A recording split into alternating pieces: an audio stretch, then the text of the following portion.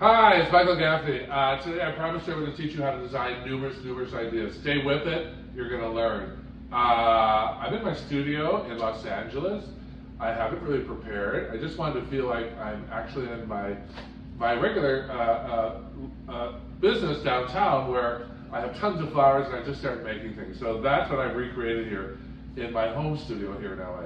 So I've got some buckets of loose flowers I grabbed. Let's see what we can pull together. I've noticed these hydrangeas sitting in the back here. Let's start with those. Hydrangeas, everybody loves hydrangeas, but what's the problem? They die too quick. They go like this on the way from the grocery store on your way home. So, hydrangeas, the secret to hydrangeas is alum powder, A-L-U-M. You buy it at the grocery store, and you put alum powder in the water. I know online it says you rub your stem in it and powder, put it in the sink, and put it in your vase. That's not right. You want to put alum powder in your water, put your hydrangeas, cut this bag off, put your hydrangeas in the water, and let them sit there for like 2 to 4 hours, and then use your hydrangeas because they'll suck up that allium mixed water. Look at this one. This is what they usually look like. Dead as a doorknob. I'm going to bring this to the camera.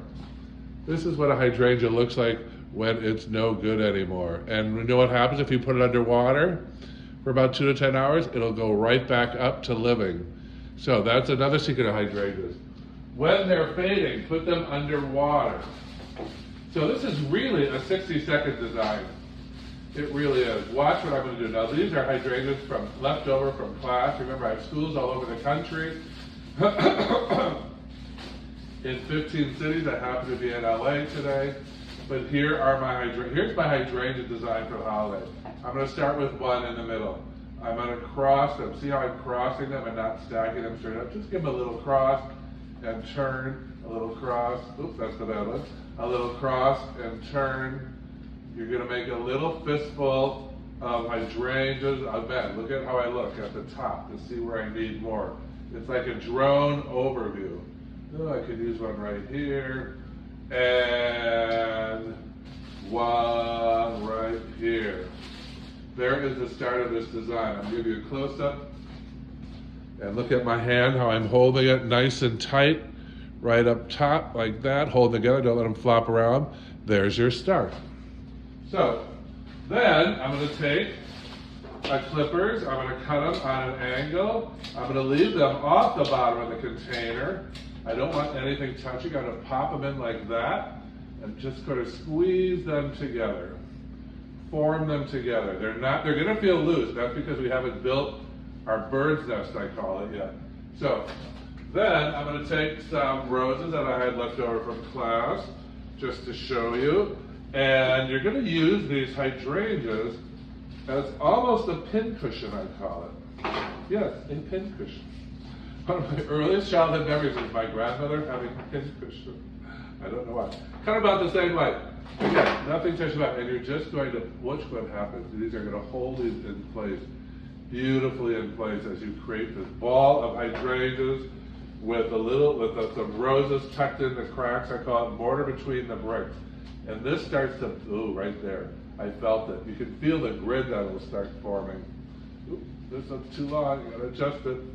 Hitting bottom. When your flowers hit bottom, they move around too much.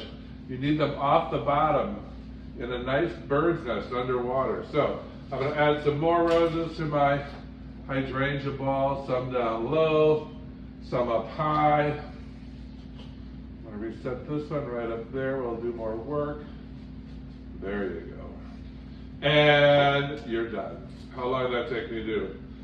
60 seconds. So I've got some hydrangeas on this side, I call it the lower deck, the upper deck, and the penthouse. Pushing them all around. What else do I have? Ooh, I don't have any more pink. Oh, one more pink. So I just want to show you some basic design today, and here's number one. Why do flowers last for 5 weeks in my house and not in your house? Well, number one, I start with good flowers. Number two, I put bleach in the water. And then, by the way, before I go on, and then you can put a little greens around the bottom you've got laying around. Tuck these in, not sticking out too far, but that's kind of sweet. Because I buy good flowers, that's the first reason. You have to find a location like the LA Flower Market send me an email and I'll tell you where to go to get the best flowers at the LA Flower Market. So I'm just tucking in a little green. I got a little more of that over here. It's called Grevillea. Right here, I'll bring a close-up of that. Ask for it by name. It's called Grevillea. It's a great green. I use it a lot. I'm going to tuck in a little bit of Grevillea, right? Especially, see that little hole right there? I know you're looking at it saying, I don't know if he's that good. Yes, I am. And now this whole thing is getting to a nice grid. That is one of the big secrets of flower design, to grid your flowers and plants. I mean, your flowers and foliage. So I've gridded with some Grevillea. It's nice and tight. I can hear that crunching sound. That means it's going to be all held together real nice, and I play with it. See, look what I can do. I can pull them up. I can push them down because they're all gridded. And there is your holiday design for today in literally 2 minutes.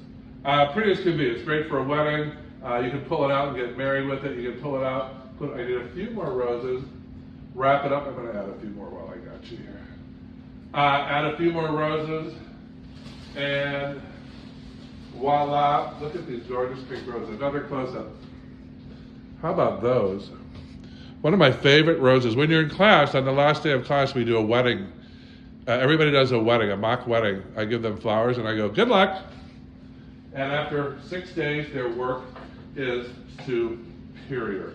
If you don't believe me, look at those videos online on YouTube. Go to Michael Gaffney Flowers on YouTube and watch. They are spectacular designs after 5 days. I have a very methodical, immersive way of teaching, but also I swear there's something magical in my classroom because my students do the most brilliant work after 5 days.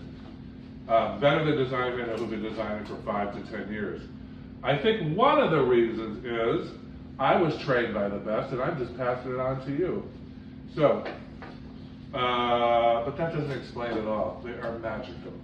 Magical. Watch those things. And I was talking about Sam the Flower Man.